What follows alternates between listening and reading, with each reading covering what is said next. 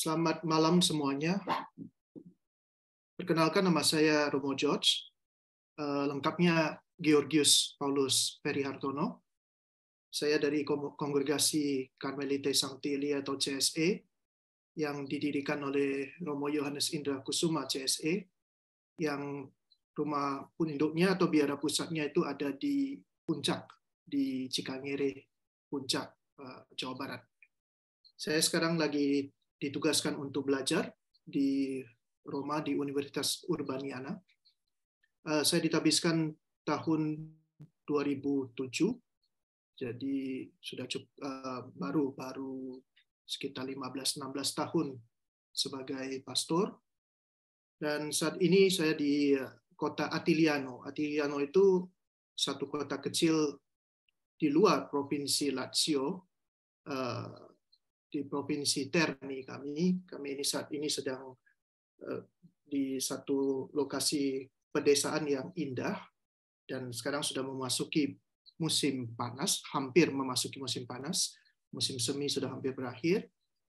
Cuaca di sini karena beberapa hari ini hujan, ini cukup adem, sehingga enak juga untuk belajar, untuk membaca, dan untuk pertemuan dengan kalian yang ada di Indonesia.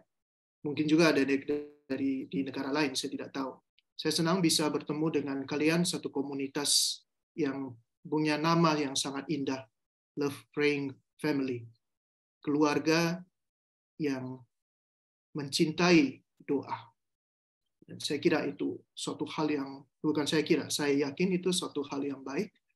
Karena salah satu dari 7 karunia Roh Kudus itu disebut pieta atau kesalehan.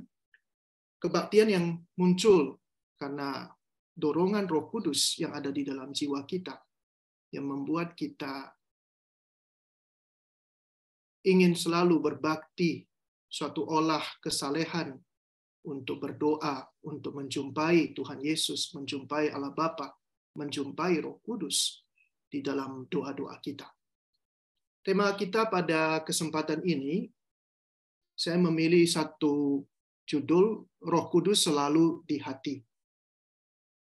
Ada beberapa alasan saya memilih judul ini, dan setiap kata itu punya arti. Dan ini saya berikan dalam bentuk renungan, meskipun saya tahu bahwa belajar tentang Roh Kudus itu suatu hal yang tidak gampang, dan banyak sekali yang namanya teologi tentang Roh Kudus. Apalagi kalau kita bicara dari sudut pandang psikologis, sudut pandang juga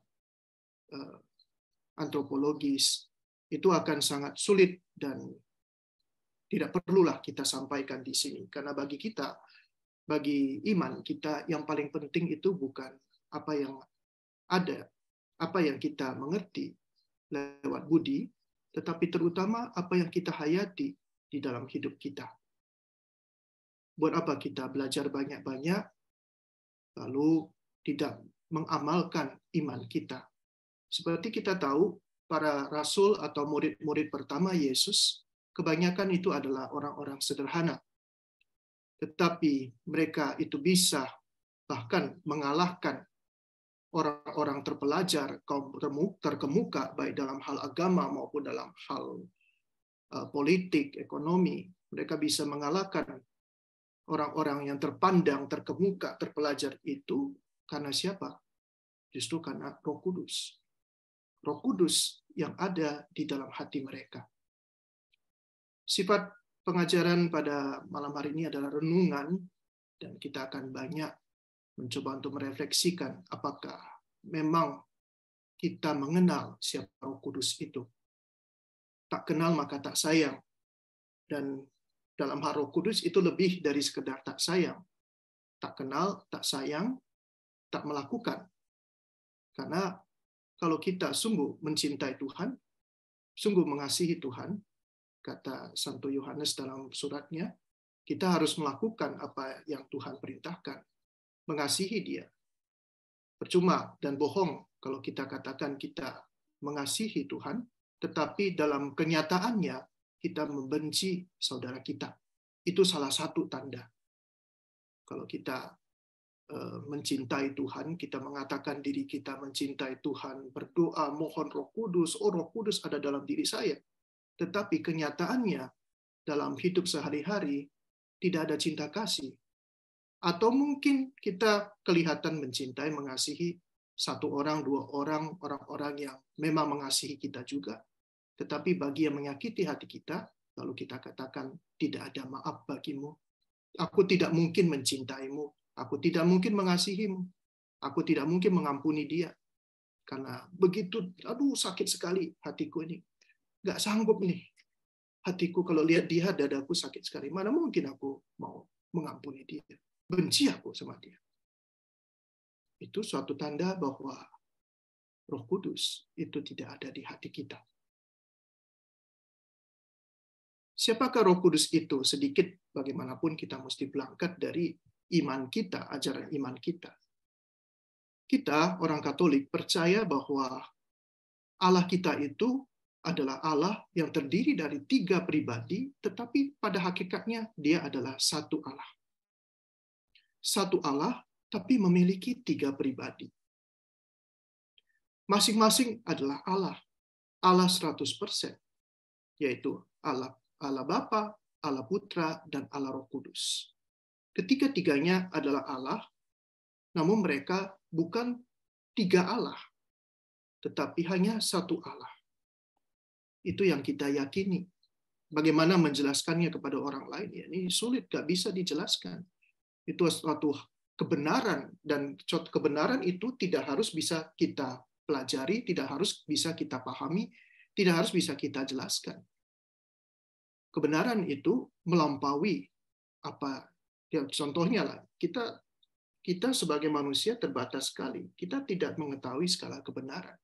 Karena itu, kalau kita katakan Allah Tritunggal itu benar, berdasarkan iman kita, berdasarkan penghayatan iman kita, nah itu satu hal yang tidak bisa disangkal oleh akal budi.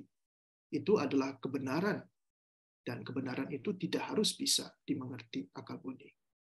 Di dalam Credo Nikea Konstantinopel, kita yang biasa doakan di Indonesia, itu dalam misa hari Minggu, kita doakan syahadat para rasul.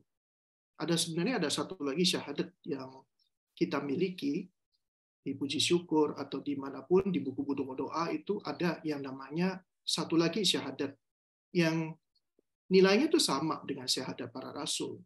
Ini hanya bentuk yang berbeda, ada rumusan berbeda, tapi semuanya itu diterima sebagai kebenaran, sebagai credo oleh Gereja Katolik.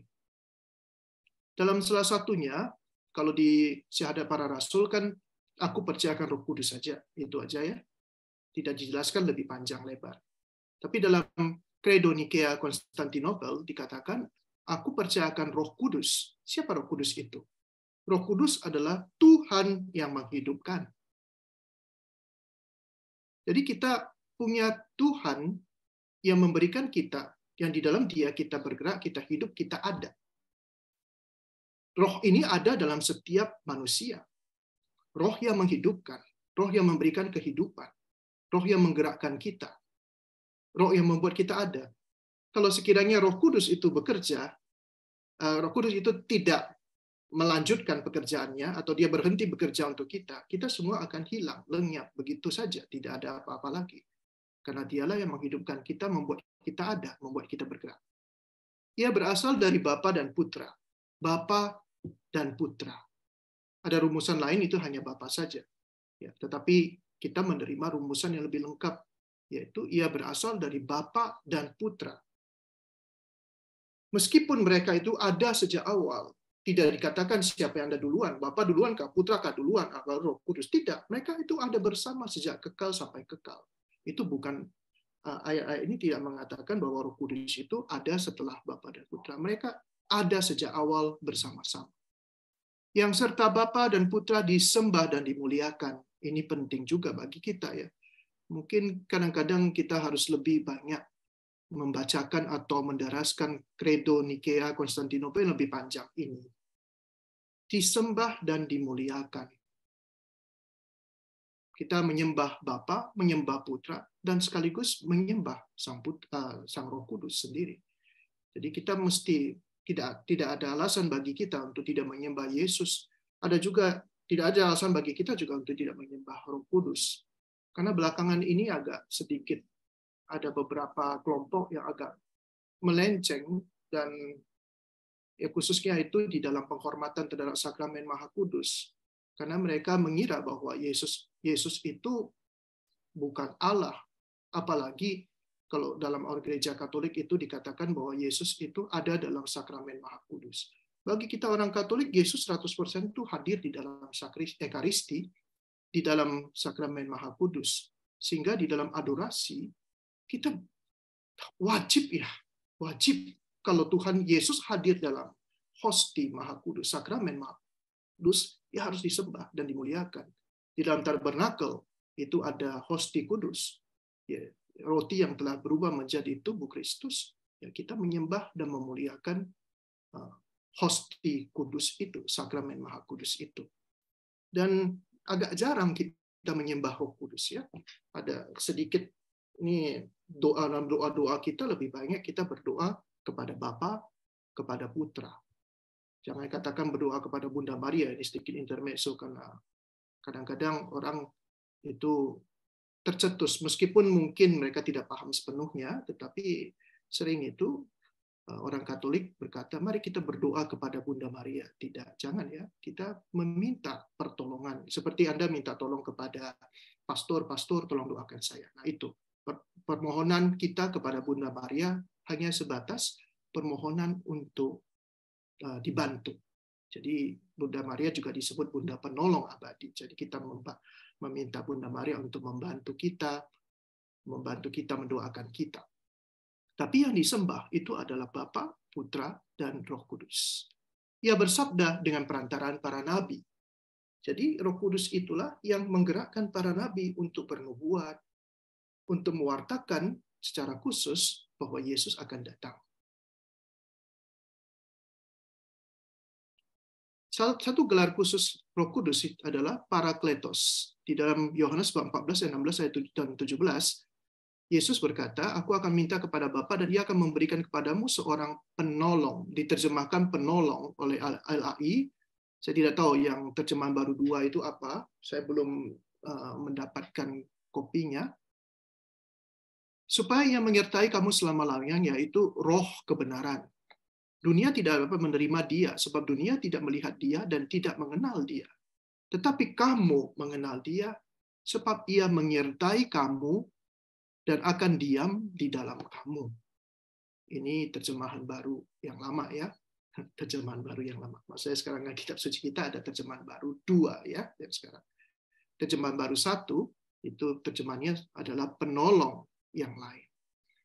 Nah, penolong dalam bahasa aslinya sebenarnya tidak terlalu tepat diartikan sebagai penolong.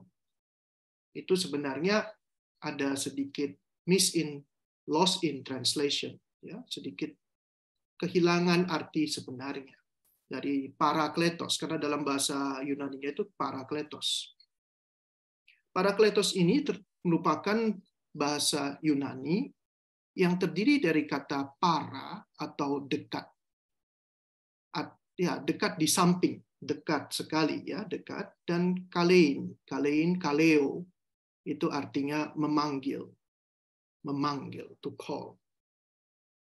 Jadi kalau mau diartikan secara harafiah, parakletos itu adalah, karena ini adalah kata benda, parakletos, seorang pribadi, bisa diterjemahkan dia yang dipanggil sang dekat. Jadi Roh Kudus itu adalah dia yang dekat. Dia yang dekat. Jadi kalau mau diterjemahkan tadi, ia akan memberikan kepadamu seorang pribadi yang dekat. Seperti Yesus dekat dengan kalian, seperti saya dekat dengan kamu, kata Yesus ya. Aku akan memberikan seorang pribadi yang dekat yang lain. Berarti yang lain yang sama seperti aku, ya. Pribadi yang dekat denganmu. Dan kemudian diterjemahkan dalam bahasa Latin ad advocatus. Sebenarnya ad itu sama ya. Vocatus itu memanggil, ad itu dekat atau di samping, di samping. Advocatus. Dia yang dipanggil sang dekat.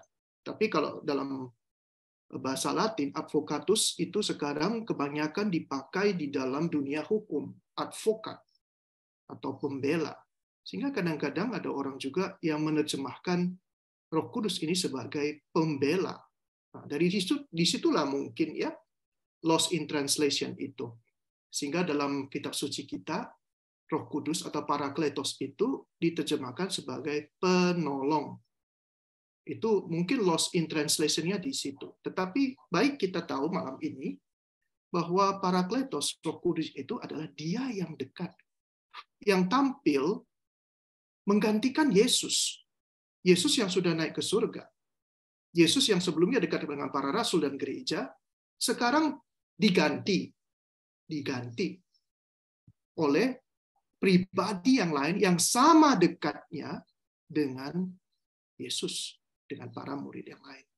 Ketika Yesus berkata, mengajar, bercengkrama bersama para muridnya, nah sekarang ada Parakletos, ada Roh Kudus yang menggantikan posisi Yesus. Sehingga kita tidak ditinggalkan sebagai yatim piatu. Nah itu karena ayat yang selanjutnya ayat 17 tadi itu, ia menyertai kamu. Ini cocok dengan arti kata tadi itu, yang dekat. Ia menyertai kamu dan akan diam di dalam kamu.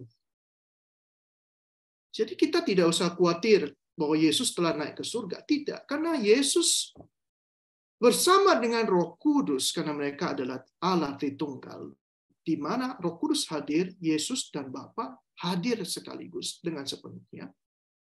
Bersama-sama dengan Bapa dan Putra, Roh Kudus itu tinggal di dalam diri kita.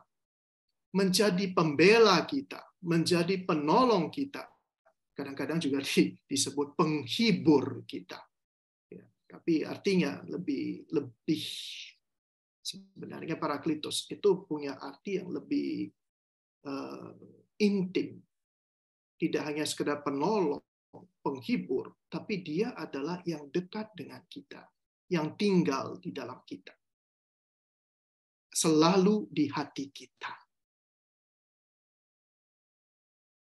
Lalu Paulus dalam 1 Korintus bab 6 ayat 19 menegaskan bahwa tidak tahukah kamu bahwa tubuhmu adalah bait Roh Kudus yang diam di dalam kamu. Sekali lagi diulangi kata-kata diam di dalam kamu. Roh Kudus yang kamu peroleh dari Allah.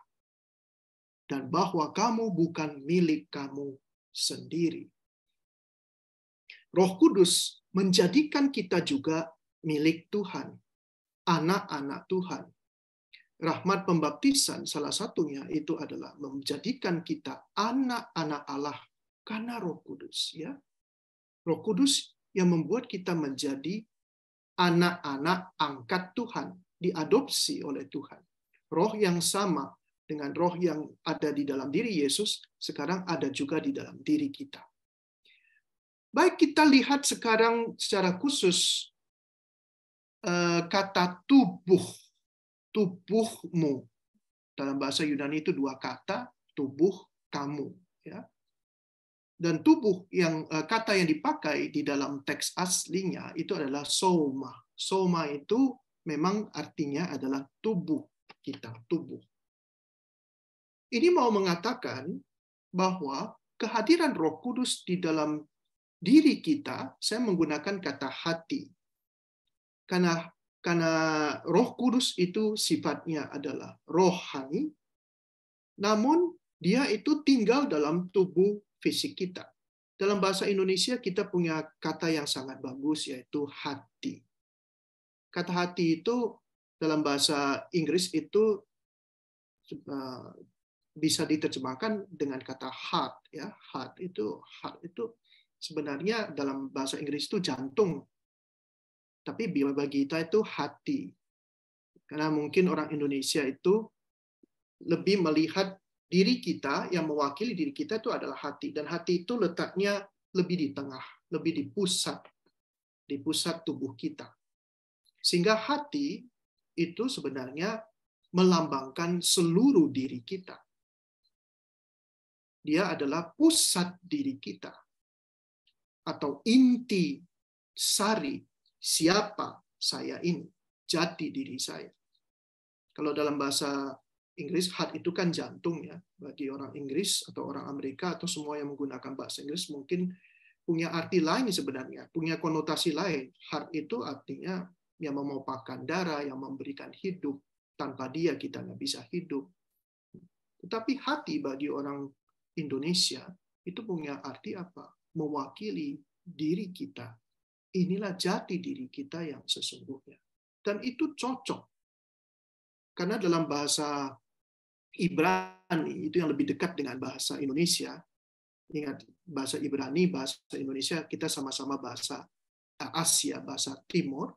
Lev, bahasa Ibrani itu memang punya arti yang sama. Yang menjadikan diri kita sepenuhnya siapa kita ini. Nah, Paulus menggunakan kata tubuh di sini sebagai kediaman Roh Kudus. Karena Paulus di sini mau supaya kita lebih memahami kehadiran Roh Kudus sebagai Dia yang menggerakkan tubuh kita. Jadi praktis sifatnya dalam hidup sehari-hari Roh Kudus, kehidupan atau kehadiran Roh Kudus dalam diri kita itu harus nyata terwujud di dalam tubuh kita. Harus bisa kelihatan, harus bisa kedengaran, harus bisa terasa efeknya secara fisik bagi orang-orang di sekitar kita. Ini makanya Paulus menekankan bahwa kehadiran Roh Kudus jangan hanya tinggal di dalam. Iya, memang dia di dalam diri kita. Tetapi bukti bahwa Roh Kudus itu bekerja, itu harus tampak di dalam tubuh fisik kita.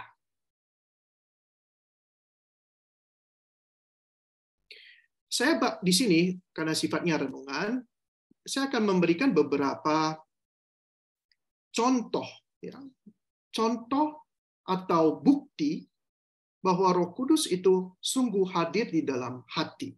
Jadi hati di sini, dalam bahasa Indonesia, hati mewakili bukan hanya tubuh juga, tetapi mewakili seluruh diri kita. Tapi sekaligus tubuh. Kalau kita sebut hatiku sakit, itu sebenarnya diri kita termasuk tubuh kita sakit. Kok bisa, Romo? Iya dong. Kalau sakit itu dirasakan oleh siapa? Meskipun itu katakanlah itu sakit di dalam, sakit hati. Itu yang merasakan itu adalah tubuh kita. Dan itu akan sangat jelas ketika ada yang disebut oleh para dokter sekarang itu penyakit psikosomatis. Ini saya baru dengar ini ada satu suster ya, satu suster yang saudaranya itu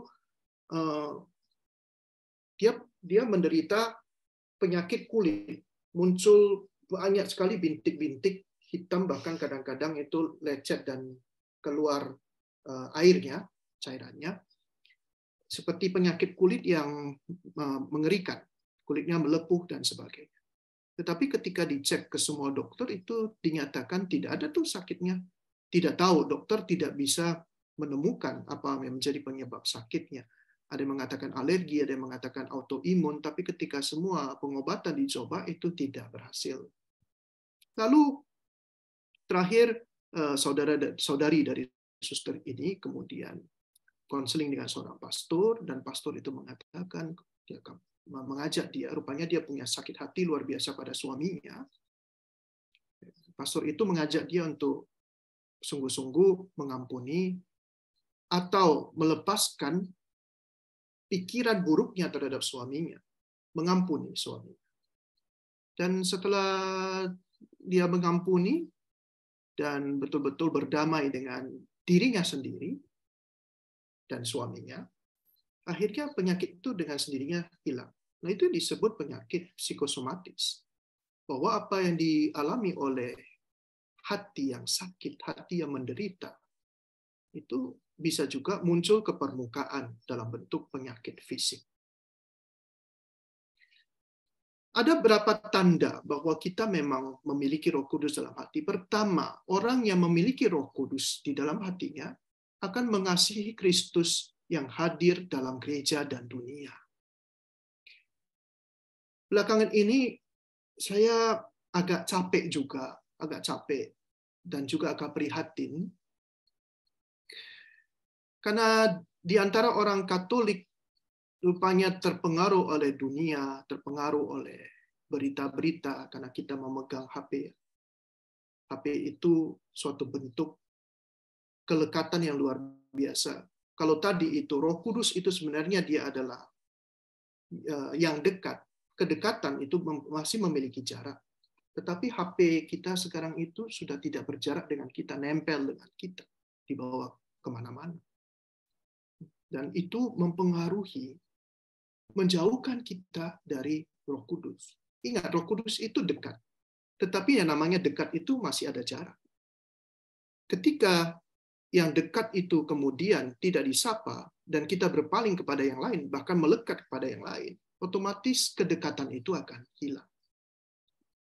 Mengasihi Kristus yang hadir dalam gereja dan dunia. Saya juga mohon maaf di antara kami juga para pastor, yang semakin lama, katakanlah khotbah-khotbah kami itu semakin dipenuhi dengan apa ya?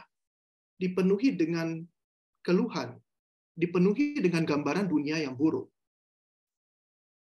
Dan kalau saya bertemu dengan orang Katolik, diajak makan, diajak minum, kopi, dan sebagainya, hanya hadir atau di gereja saja, pembicaraannya selalu hal yang negatif tentang dunia. Kita seolah-olah melihat banyak yang jelek di dunia ini, sehingga yang menjadi pembicaraan atau fokus perhatian kita adalah hal yang jelek tentang dunia, tentang pandemi, tentang politik yang buruk, tentang sikap orang, sikap manusia, gosip tentang keburukan orang lain, apalagi. Karena kita dipenuhi dengan hal-hal yang berbau negatif, yang bukan Kristus. Sebaliknya, kalau orang yang benar-benar punya Roh Kudus, dia akan melihat Kristus yang hadir di mana-mana. Dan kenyataannya Roh Kudus, Kristus hadir di mana-mana. Dalam diri orang lain, dalam di gereja. Apalagi di gereja. Nah, sekarang banyak orang Katolik juga yang tanpa sadar dipakai oleh musuh kita, si setan, untuk mengobrak-abrik gereja. Misalnya dengan membicarakan keburukan umat, dan lebih buruk lagi membicarakan keburukan pastor, membicarakan keburukan uskup, membicarakan keburukan orang lain. Nah, itu sebenarnya menandakan bahwa Roh Kudus tidak ada dalam diri kita. Kedekatan itu hilang. Karena kita tidak lagi mengasihi dan tidak lagi menemukan Kristus di dalam gereja dan di dalam dunia. Hati-hati. Mungkin tanpa sadar kita semua terjebak di situ. Mengenal Yesus yang menyatakan dirinya dalam setiap orang, tidak hanya orang Kristen, tidak hanya dalam orang suci. Bahkan juga dalam keburukan dunia ini, kita menemukan bahwa Kristus sebenarnya ada di dalam itu. Kebaikan itu tetap hadir, ada di dalam segala pengalaman yang mungkin buruk. Ya, saya sering konseling, sekarang sih jarang karena saya kuliah di sini, tetapi ketika saya pelayanan di Bengkayang, pelayanan di Indonesia, itu banyak orang yang konseling, dan isinya itu sebenarnya semua itu, kalau saya boleh simpulkan atau saya boleh sederhanakan, itu karena mereka tidak melihat Yesus dalam diri orang-orang yang mereka benci. Kok bisa ada Yesus dalam diri orang yang mereka benci? Tentu saja, Yesus ada di dalam setiap orang. Roh Kudus hadir dalam setiap orang, seburuk apapun dia. Dan saya melihat, dan misalnya, ya saya suka basket ya. Sekarang saya lagi suka basket. Lalu ada Nikola Jokic, ya, baru menang kemarin 4-0 lawan Lakers, Denver Nuggets. Yang saya suka dari Nikola Jokic, ketika diwawancarai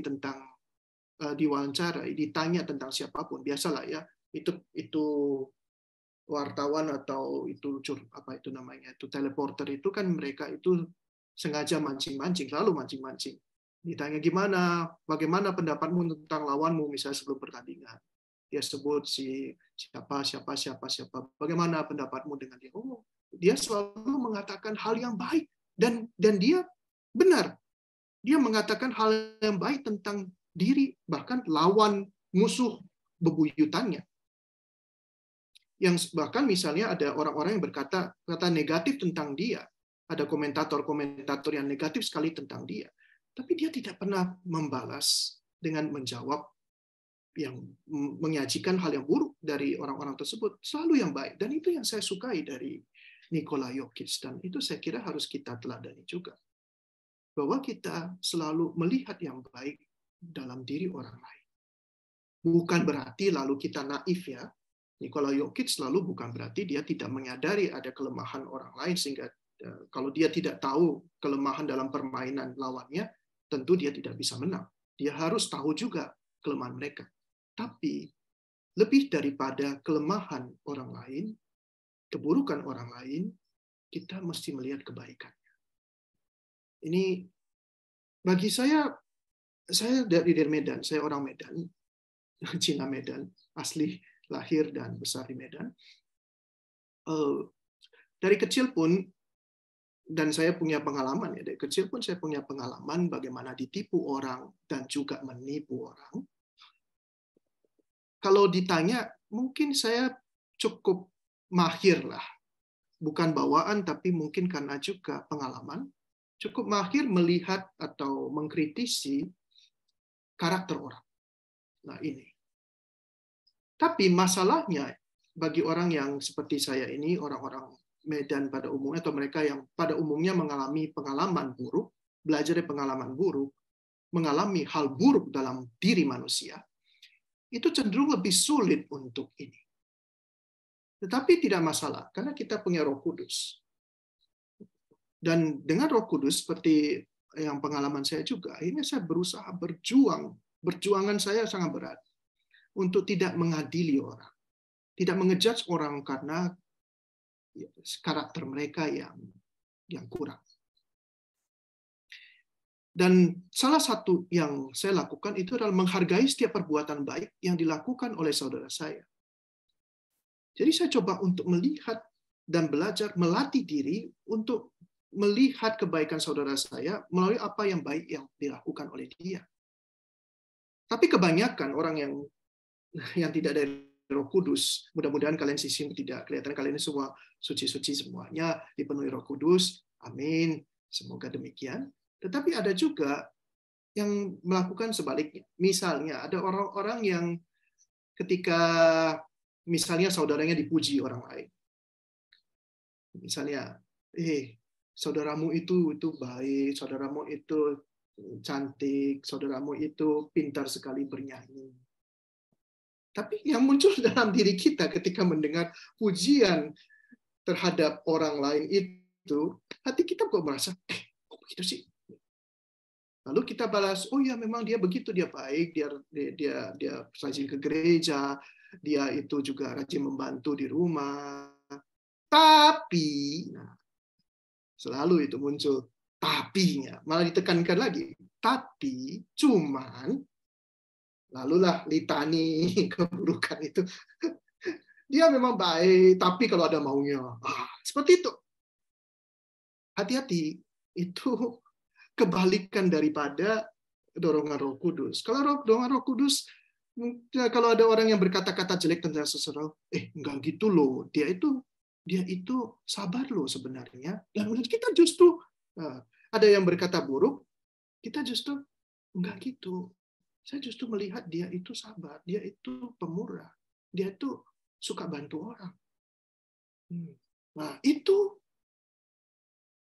Nah, coba sekarang tanya diri kalian sendiri, mana yang lebih sering kalian lakukan dalam pembicaraan? membalikkan keburukan orang atau membalikkan kebaikan orang. Menghapus semua perpecahan dan perselisihan ini tidak senang berantem, tidak senang ada perselisihan, tidak senang ada konflik, tidak senang ada yang tadi itu orang-orang yang membicarakan keburukan orang lain. Tapi justru kita berusaha untuk memberikan sumbangan keadilan, kedamaian. Seperti doa Santo Fransiskus Assisi, di mana terjadi pertikaian, jadikanlah aku membawa damai. Membangun dunia yang lebih baik dan adil.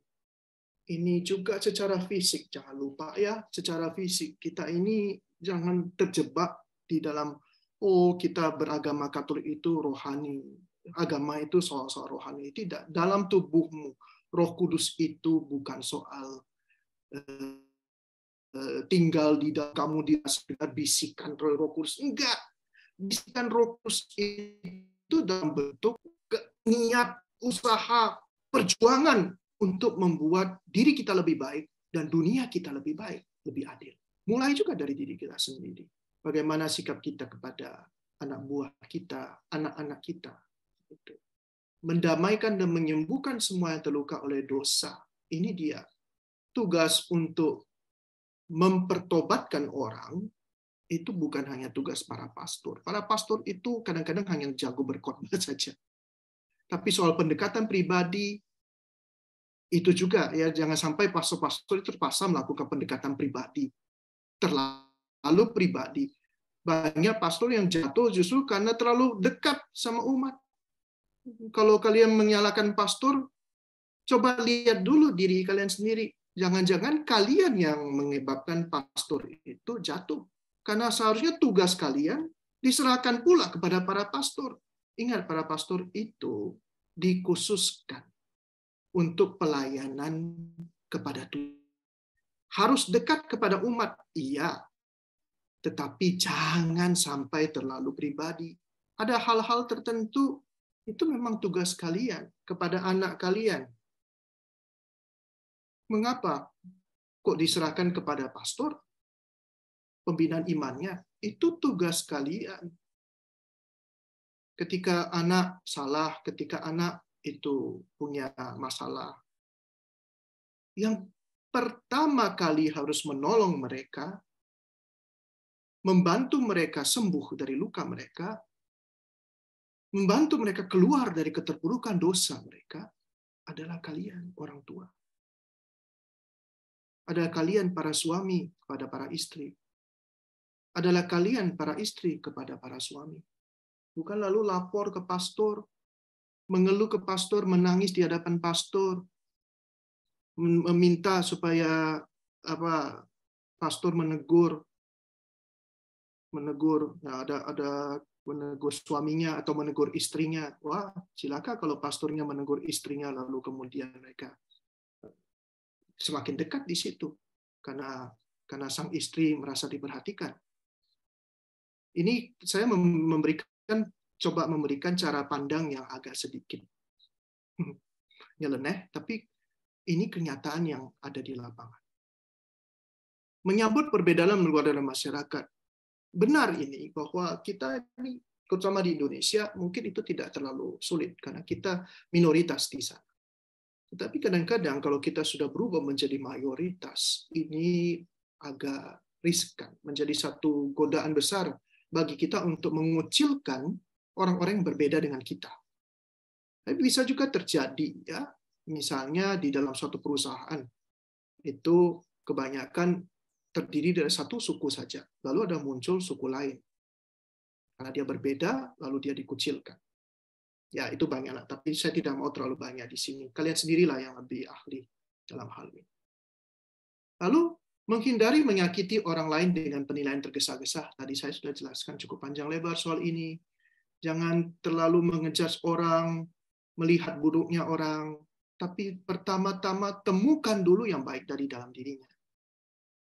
Membantu mengembangkan apa yang baru lahir, tidak memadamkan roh. Tadi itu dalam 1 Tesalonika bab 5 itu ya, 1 Tesalonika. Saya lebih suka memakai kata mematikan roh.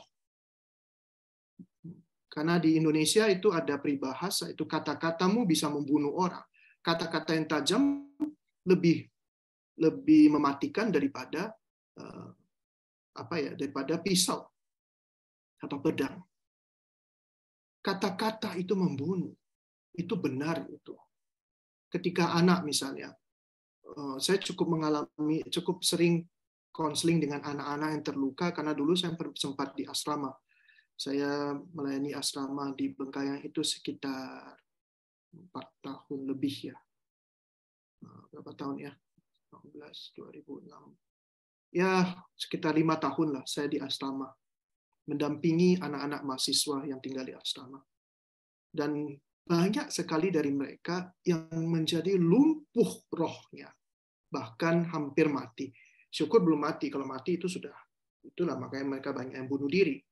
Anak-anak remaja sekarang ini banyak orang yang menyalahkan anak-anak yang disebut generasi milenial ini atau Gen Z atau Gen Y atau Gen Z atau generasi milenial ini.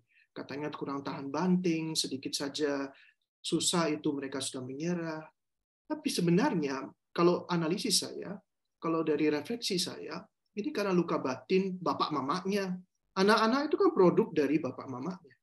Kita ini, saya kelahiran 76, termasuk baby boomers, ya, dan juga kalian mungkin ada yang baby boomers, ada generasi Y, itu generasi X, Gen X itu, generasi X itu. Kita generasi yang banyak terluka. Kita banyak terluka. Harus kita sadari itu.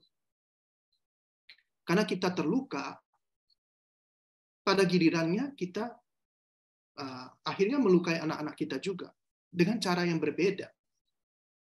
Karena salah satu, saya beri contoh aja supaya jelas.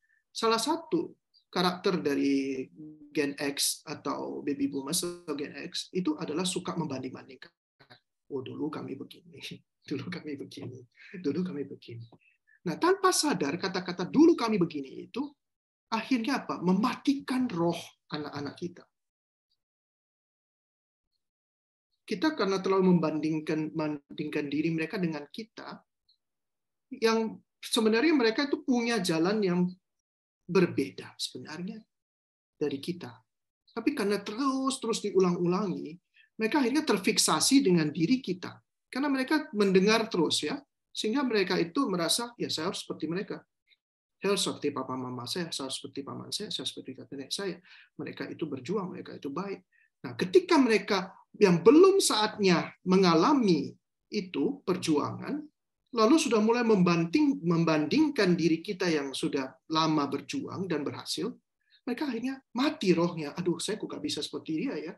Saya kok gak bisa seperti papa saya gak bisa seperti mama saya kok gak bisa seperti om saya kok gak bisa seperti guru saya. Otomatis karena sering dibanding-bandingkan, coba aja kalian kalau dibanding-bandingkan, pasti akan padam ini semangat kita, roh kita, hati kita akan terluka. Berikutnya, memiliki pikiran dan harapan yang positif. Ini penting sekali bagi kita secara pribadi maupun secara komunitas. Suatu keluarga yang selalu dijiwai dengan hal yang positif, pembicaraannya itu selalu positif, tidak dibuat-buat. Dan jangan sampai dibuat-buat juga, karena dibuat-buat itu justru lebih parah. Itu berarti pakai topeng, itu munafik ya. Tapi kita coba memang dari diri kita berusaha untuk membangkitkan pikiran yang baik tentang dunia ini, harapan yang positif tentang dunia ini. Misalnya COVID-19 kemarin itu, wah itu suatu hal yang sangat buruk sekali. Banyak yang meninggal, banyak yang susah, banyak yang menderita, banyak usaha yang jatuh. Banyak orang kehilangan pekerjaan, bahkan kehilangan nyawa. Namun di balik itu, apakah kita belajar sesuatu dari itu? Atau enggak sama sekali? Saya lihat di sini sekarang di Italia semua sudah seperti biasa, seperti sebelum pandemi. Lalu juga gereja-gereja pun sudah biasa, tidak pakai masker lagi, tidak lagi doa-doa dan sebagainya untuk kesembuhan, nggak ada lagi. Kalau dulu kan setiap kali misa itu doa.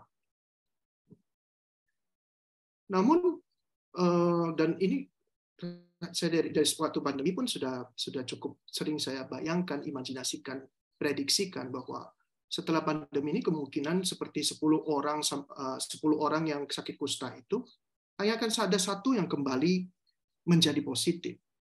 Yang 9 itu akan kemana? Kita yang penyintas COVID-19 ini mau kemana?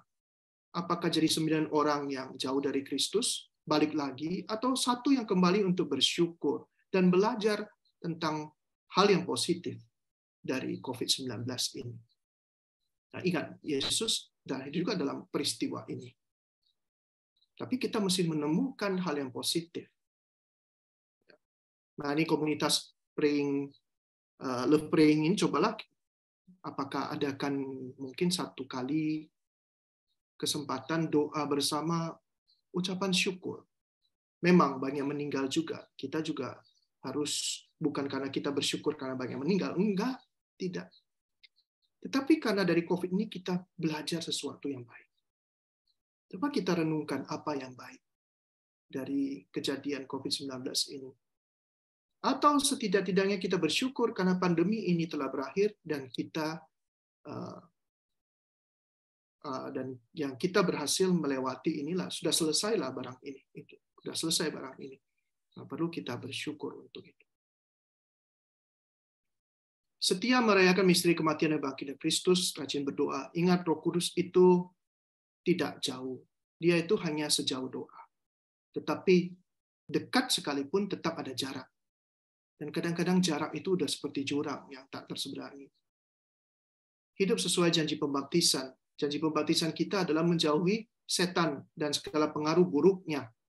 Percayakan Bapa, Putra, Roh Kudus, menjauhi setan dan segala siasat buruknya, menjauhi segala kesempatan berbuat dosa dan dosa-dosa. Kita berusaha untuk hidup baik, mengamalkan cinta kasih kepada sesama. Terus berjuang melawan dosa dan benih maut. Bekerja sama dengan jujur, dengan mereka yang memimpin masyarakat kita. Ini saya cepat aja karena waktu sudah habis. Tidak jatuh dalam godaan keputusasaan. Ini keputusasaan penting ya.